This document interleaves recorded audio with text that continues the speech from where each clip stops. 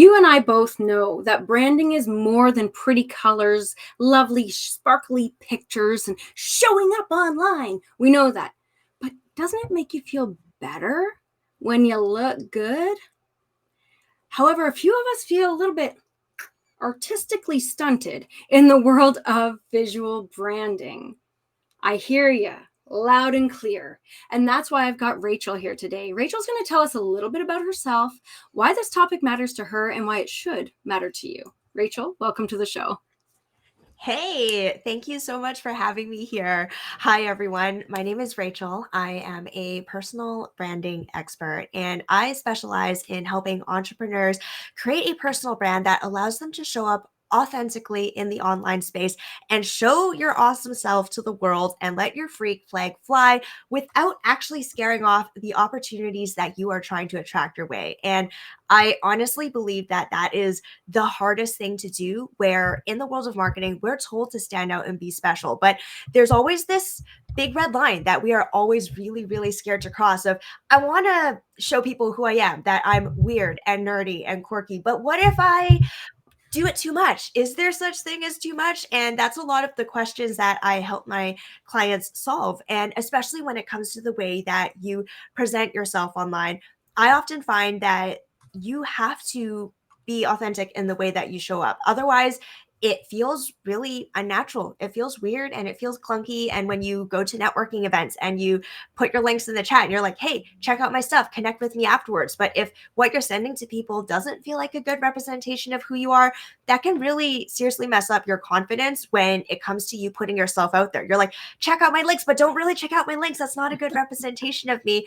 And I often find that that is the case for most people. So when it comes to the work that I do, I am always a proponent of drinking my own Kool-Aid. I myself was in this situation when it came to the way that I presented myself in the business world. And I did it in a way that felt really unnatural for a very, very long time. And it got to the point where I was so uncomfortable with the way that I showed up that I was like, I need to change this because my business is dying because I am not showing up the way that I need to and the way that people need to see from me. So when it comes to the way that you present yourself, I feel like it's really important not to focus on the visuals. Yes, we are shallow creatures. I'm not gonna, I can't really sugarcoat that. We are shallow creatures.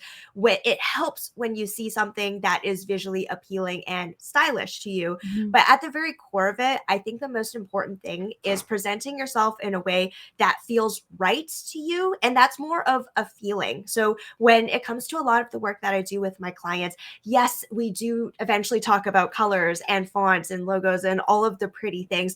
We always start first with talking about what is your brand and how do you want other people to see you? What's your vibe? What is the other side of you that is the very human side that you want to infuse into your professional presence? And we start with that. We start with the core of what you're trying to communicate first, and then the answers of how do we capture and present that come afterwards. And I think that's often people often start with a very backwards approach with that. They usually they're like, oh, I need to present myself better. I'm going to look at everyone else in my industry, take a look at how they're presenting themselves and be like, oh, I guess this is the trend. I'm going to do that, but like do my spin on that.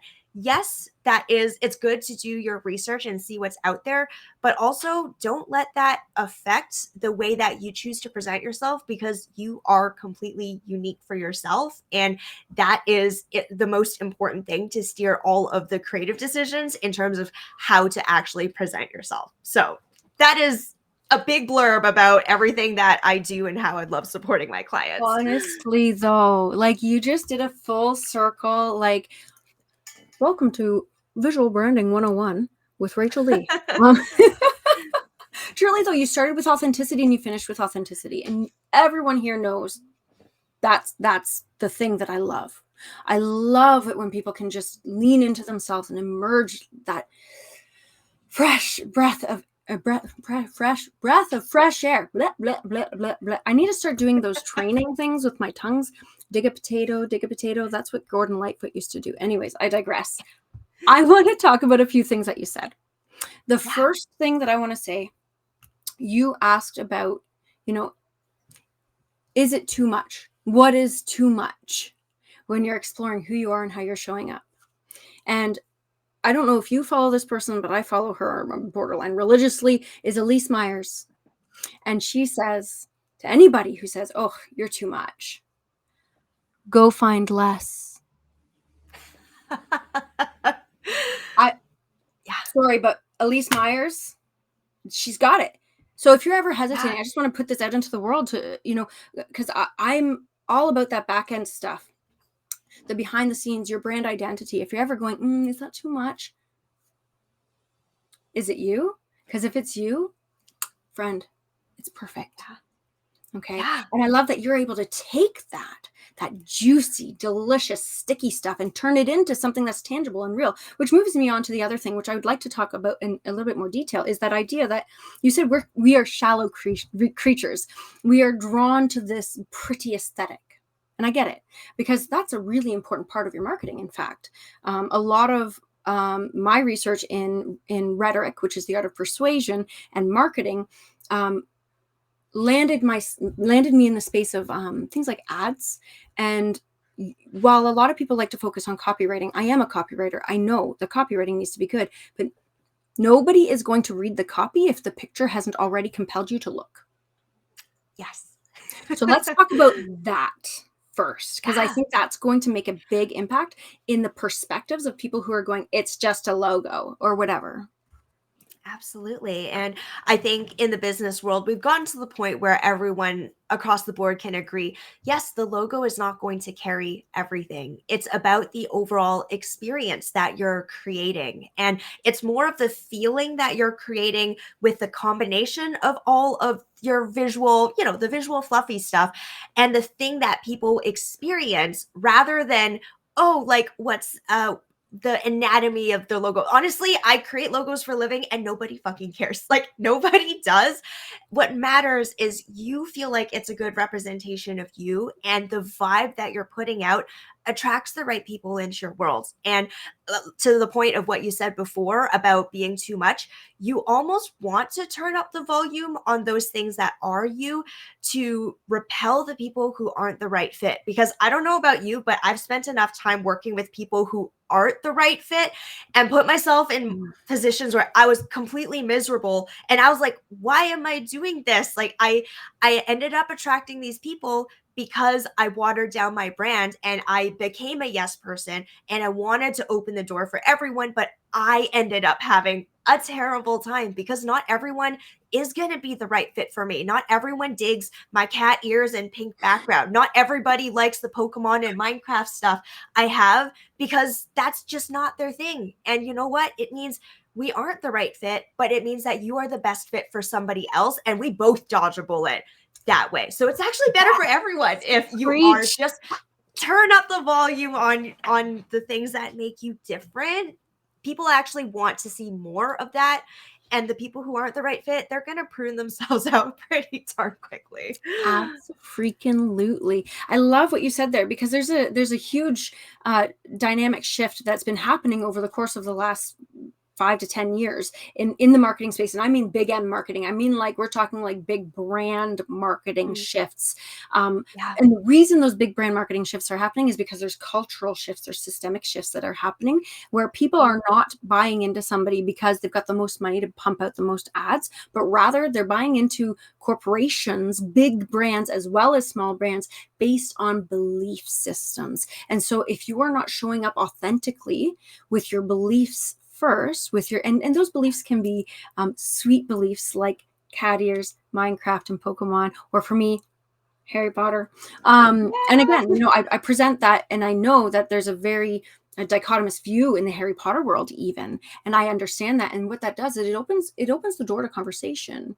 While I love the story of Harry Potter, while I love imagination and magic and the possibilities that implores people to look into, I do not agree with the author's belief system. And so opening that door to conversation allows people to understand me as a human being, my beliefs, and they can choose whether or not they resonate with me. So if somebody watching this is like, oh, well, I do, they're like, okay, not my person. And that's okay.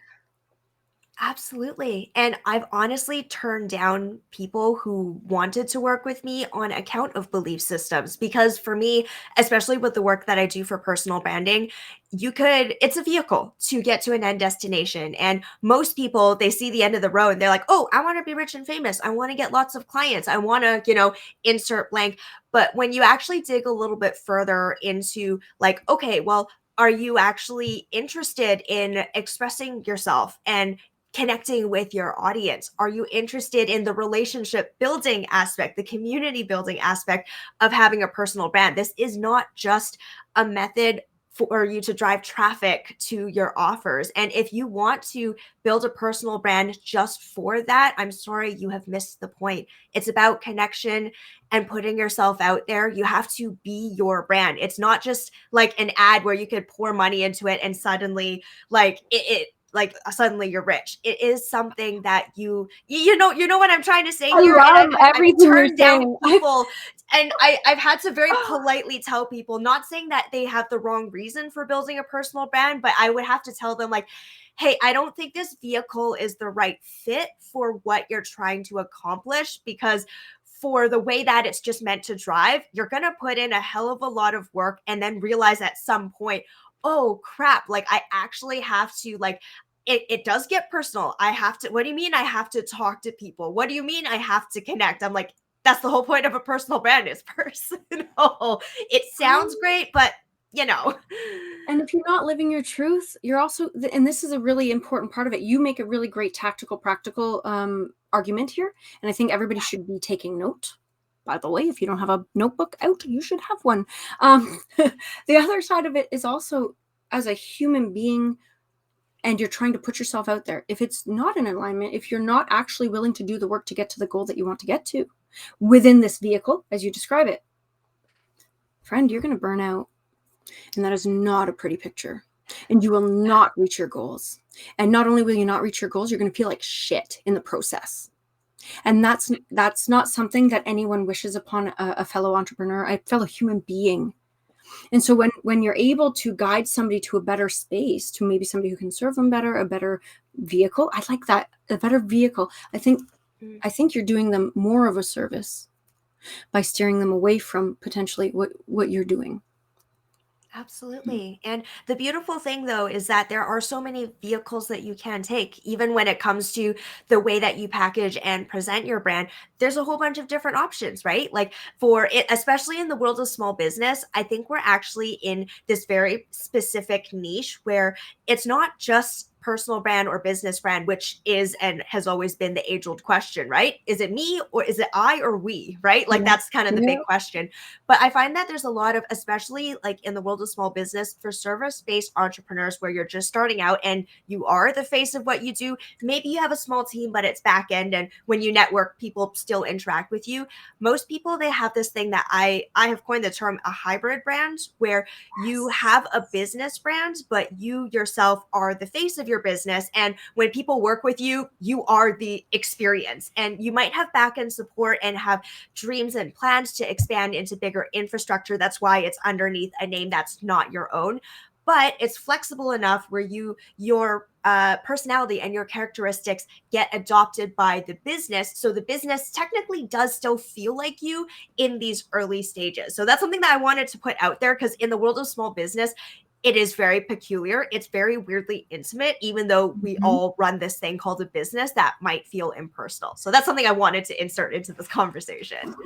blow me down. Yes, absolutely. And I'm going to argue, and we can take the argument just to hear, because we've got other things that are really, I think, pertinent that people should hear. But what I'm going to argue too is that it doesn't just stop with small businesses. Let's say you do achieve that growth potential and you create a larger scale system under a brand name rather than your name.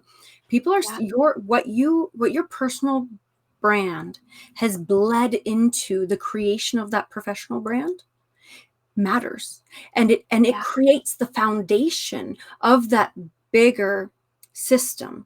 And so your beliefs and your outlooks permeate the structure and the business model within that larger scale business. And so that's why it's so important in the early stages to really hunker down on what does that mean to you, your brand identity, and how is that reflected in the visual space. Now, that sounds heavy, right? Anybody watching this right now is going, the fudge?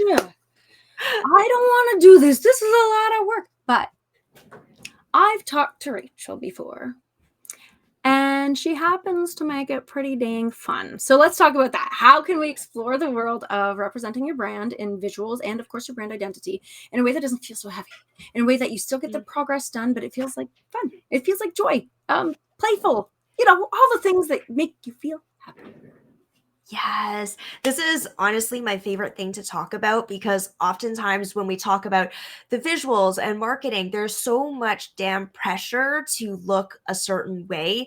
And we're so focused on perfection and achieving goals that I feel like sometimes we lose sight of the original intention was, if you're going to put yourself out there, what if we kind of canceled out all of the noise? This is kind of like a tool that I use to help myself, because we use a lot of platforms that have direct access to literally the world. And somehow, when someone's watching you, you start acting differently, even when you try to act natural. Like, it just doesn't work that way. It takes out the fun. Literally the world, no pressure.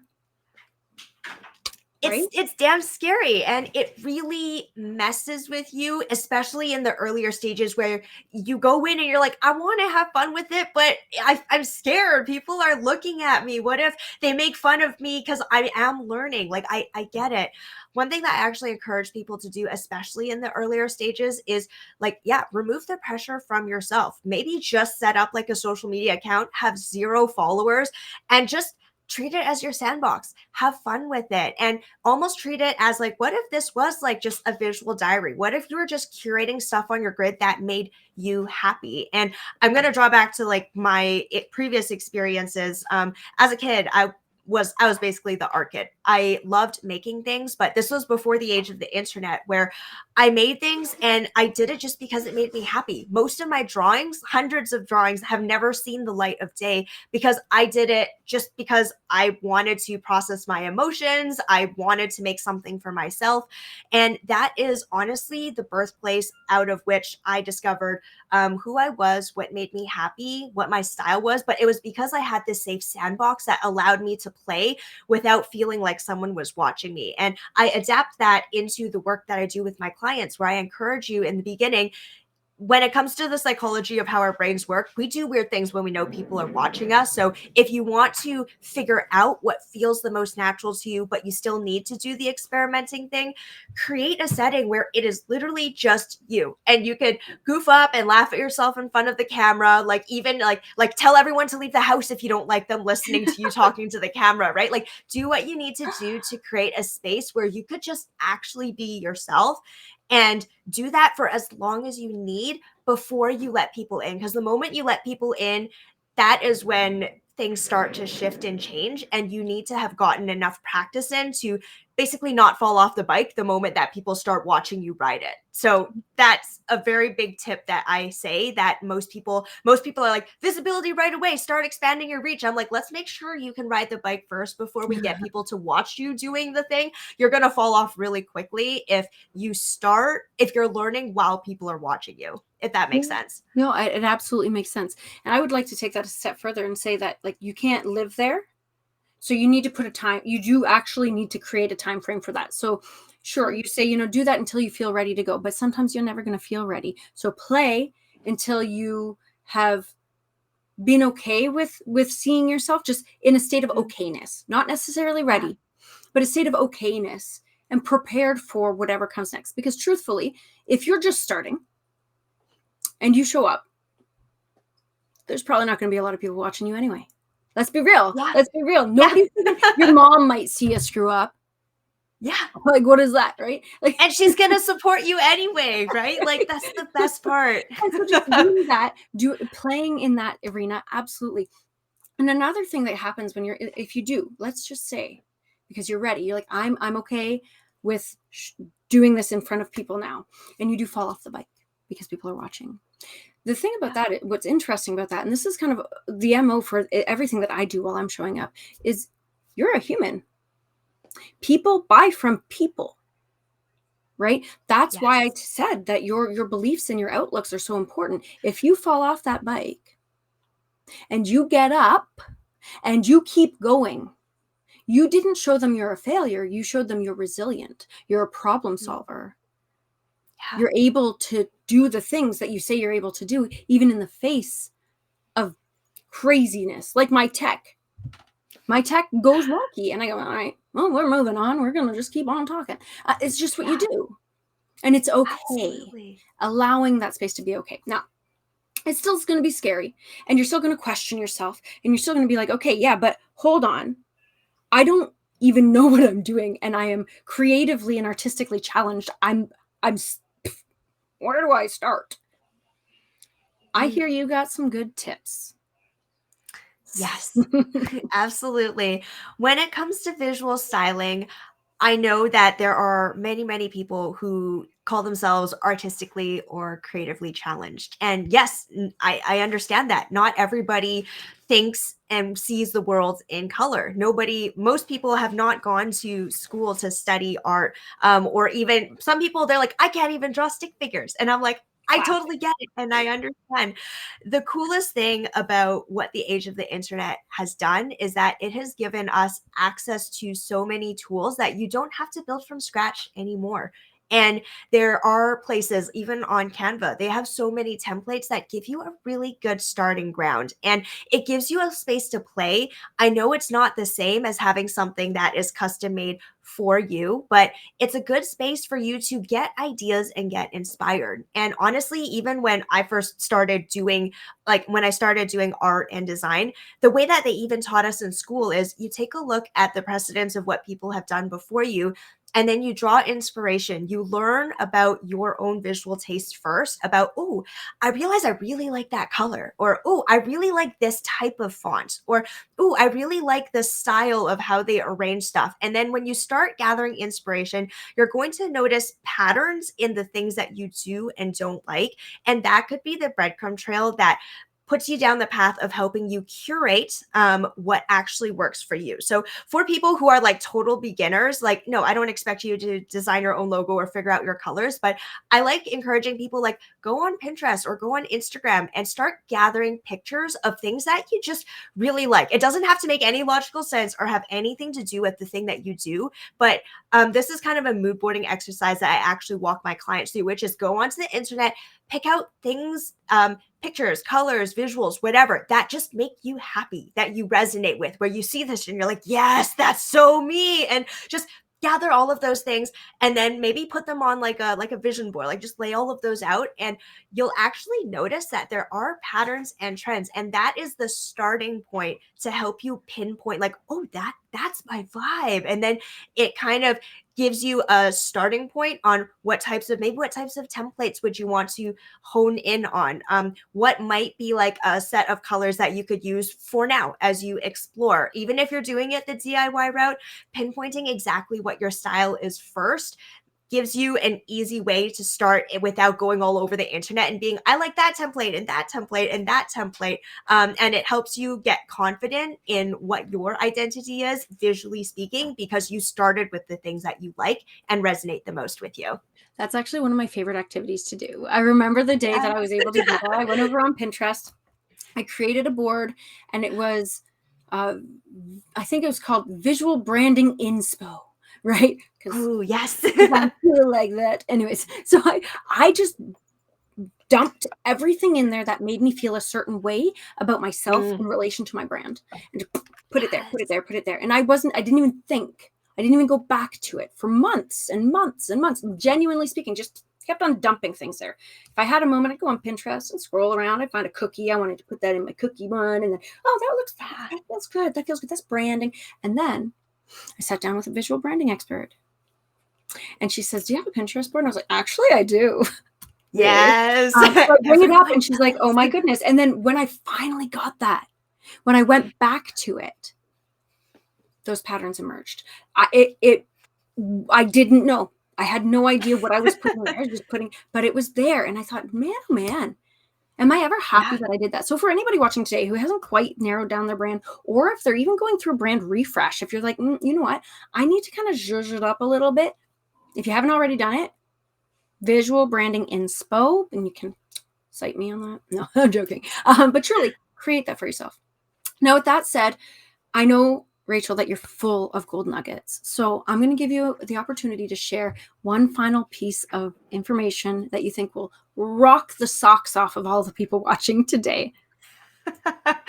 Absolutely. When it comes to especially personal branding, I feel like it's one of those things that are really damn hard to do for yourself. And I know because I did my own branding and it literally took me an entire month of isolation and brain dumping into a Google Doc to help me see end to end. And I've had lots of conversations with people where they've had it in their brain to get started for years and but they stayed stuck inside their own head and they couldn't see end to end. And if you are in that space where you really just want to get going, but you're like, I have too many voices that are popping around inside and I need just someone from the outside to help see past all of the noise, help me pick out those patterns and actually just pinpoint like a really good place to start. That is where I would love to support you. I feel like oftentimes we are way too close to ourselves to make these decisions. And a lot of my clients are actually creative entrepreneurs where they are designers. They design websites. They are copywriters. These are not strangers to expressing themselves, but they're like, I'm way too close to myself to be able to do this effectively and accurately. That is where sometimes you need somebody coming in from the outside. So I would be more than happy to support you in the case that that is something that you're stuck in and you're like, I just want to get the ball going. That is basically where we can have a conversation about where that starting point can be for you so that you don't have to wait. You don't have to be stuck in limbo. You can actually get started today because personal brands do take time to build. And the best time to start is now. You're never too late, but you do have to get started. So I I'm going love to leave that. you guys with that. Oh man, that's beautiful. Oh my goodness. And I just actually said something along those lines this morning. You know when the best time to plant a tree is, right? Well, 20 years ago, but today's the next best time. So let's go. Let's do the thing. Get the action going because it can really shake up your business. You yourself even said you were at the point where I don't know if this business is even going to go. It's taken a nosedive and I need to refresh myself. If you're feeling that anticipation of I'm starting to get into that turbulent space, I need to change something up, I'm not myself, call Rachel. It's life-changing. You gotta feel that out. Now, you just gotta whacked in the face with all sorts of amazing visual branding knowledge from our friend Rachel. And there are more people coming to talk about similar style things in this Marketing Rebels world. We look at things from a different lens. So if you're willing to entertain us for a little while longer, then you're going to be able to catch other speakers talking about similar types of topics, shaking up the world of marketing and allowing you to show up in a way that feels good. Not only feels good, but converts too. So every single week, keep your eyes peeled for the next episode that comes along. Subscribe, share with your friends, and continue the conversation. We're here to chat. I can speak for both of us. I know because I know how Rachel works. She will continue the conversation with you if you want to dive into this world. With that, I hope you have a great rest of your day, and we will chat soon.